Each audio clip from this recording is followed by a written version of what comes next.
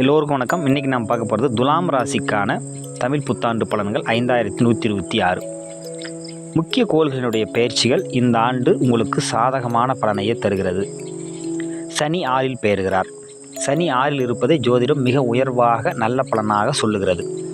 சனி மட்டுமல்ல, ராகு கேதுக்களுமே 6ல் இருக்கும்போது மிகப்பெரிய நல்ல பலன்களை இது தருவதாக ஜோதிடம் சொல்லுகிறது. அந்த வகையில் கெட்டவன் கெட்டிடில் கிட்டிடும் ராஜயோகம் என்ற அந்த ஜோதிட விதியின் அடிப்படையில் 6ஆம் இடத்தில் மறையக்கூடிய சனியால் அற்புதமான பலனை பெறுவீர்கள். இதுவரை இருந்து வந்த அனைத்து சிரமங்களும் அதே போல தடைகளும் விலகி மிக ஆனந்தமயமான வாழ்வை பெறுவீர்கள். இதில் எந்த விதமான சந்தேகமும் இல்லை. அதே போல பணப்பிரச்சனைகள் நீங்கும், கடனிலிருந்து விலகுவீர்கள். அடுத்தபடியாக குருவினுடைய பெயர்ச்சி 9ஆம் இடத்தில் நிகழ்கிறது. ஓடிப்போனவனுக்கு 9ல் குரு என்பது போல நல்ல அற்புதமான யோகங்களை இது செய்யும். வெளியூர் வெளிநாடுகளில் இருப்பவர்களுக்கு மிக சிறந்த ஒரு நல்ல அமைப்பாக இருக்கும். அங்கே உயர்வை பெறுவீர்கள். நிம்மதியான ஒரு வாழ்வு உண்டாகும்.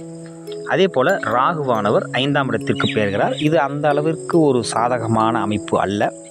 உழைத்து சம்பாதித்த பணம் தவறான காரியத்திற்காகவோ அல்லது வேறு சில காரியங்களுக்காகவோ செலவிட நேரிடும், அல்லது களவு போவதை கூட இது காட்டுகிறது. கவனமாக இருங்கள்.